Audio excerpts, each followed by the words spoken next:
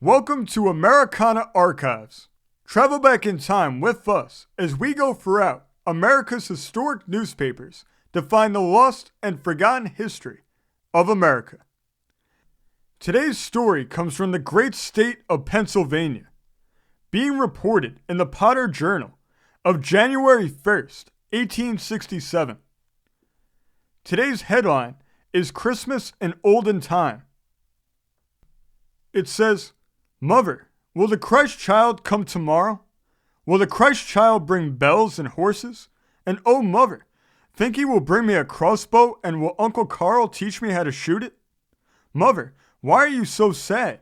Why do your eyes look far away instead of at Carl? Why do you not answer me, mother?" "Carl," said the mother, drawing him closely to her breast. "Do you love me?" "Love you? Why, mother, what a question! I love you most dearly, dear mother." "You will never leave me, my boy." "Never, dear mother. Why should I leave you?" "Never, never leave me." "Gertrude," said a low voice behind her chair. The boy slid down from his mother's lap and left her alone with his father. "Oh, my husband," cried the wife, laying her head on his breast. "My heart is sad tonight and over-weary. Where is our boy, our firstborn?" "Gertrude, he left us freely. He was headstrong and unwilling to submit to his father's better judgment. God protect him, for he was young and wayward. I know not where he is, though half my fortune has been spent in vain endeavors to find him. Our poor boy, he may be dead, Gertrude." The mother shuddered. Then rising, she went to a drawer and took out a crossbow and some other boyish toys, and laid them apart. Her hand lingered lovingly over them, and the tears swelled up into her eyes. "They are for Carl," she said in an answer to her husband's look of inquiry.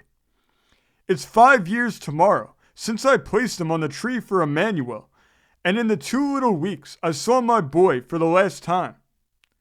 I have tried always to banish sad thoughts at Christmas for the children's sake, but tonight my heart seems full enough to burst. God grant we may hear of no misfortune happening to our boy, for my heart has heavy forebodings." Long did the parents sit and talk of the prodigal son. Emmanuel was their first, and for 5 years after their marriage, their only child. He was a high-tempered boy, but until his 13th year had submitted to his parents' will. One night, in a sudden fit of rage at the crossing of some unreasonable whim, he left the house, walked to a neighboring seaport town, and there taken passage on a vessel bound for China. As this vessel sailed, the next morning, with its new cabin boy on board, every effort made by his father to bring him back had been fruitless. For some time, the mother was prostrated by grief, but other children claimed her attention. And as their childish wonder abated, and they ceased to mention their brother's name, it was not spoken in the family circle, and the parents slowly learned to shut up this great sorrow in their own hearts. The morrow came, and with a sad face and many a full tear, Gertrude placed Emmanuel's toys on the tree for Carl. If he ever returned, his mother lovingly argued, he would be too old for these trifling gifts, and they would make her Carl happy. Dancing feet and merry voices greeting her, as she left the mysterious room she had prepared for the Christ child, soothed the open wound in her heart, and she thanked God for the treasures left to her. Evening came. The children, Carl, Fritz, Gertie, Franz, and little Dorothea, were all ushered into a dark entry, and there joined their sweet childish voices in the Christmas hymn. Then the door opened, and in a wondrous blaze of light stood the Christmas tree. Awe-stricken by its glorious light, and dazzled by its suddenness, the children stood still, until seeing grandmother, whose chair had been wheeled in, sitting by a table near this burst of splendor, they came slowly in. Carl's quick eye soon espied his treasure, the crossbow, and Uncle Carl was called upon to explain all its mysteries. Fritz took his new book to have the pictures explained by grandmother. Gertie sat beside the table with a new doll, while little Franz and the 2-year-old baby, soon tired with intense pleasure, came to Papa's loving arms for rest. The mother wandered round the room. Carl's eagerness reminded her of the pleasure the same toy had given 5 long years before. The book Fritz enjoyed so much was also one of Emmanuel's, and so Gertrude's eye turned from one boy to the other. Her heart whispered the oft-repeated question, "Will he never return?" There was a shadow on the father's brow too, and as Gertrude passed him, he grasped her hand and drew her closely to him.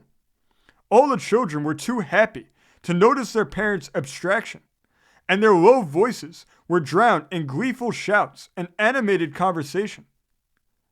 Suddenly there came a rap on the door.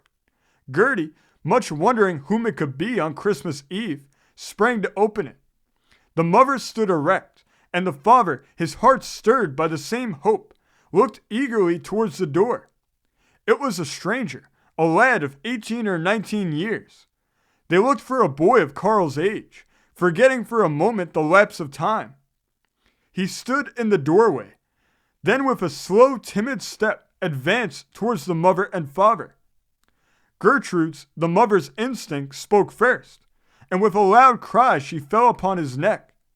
"Mother, mother," he said in a hoarse, choked voice, "can you forgive me?" "Forgive, oh my boy, heaven is very good to me.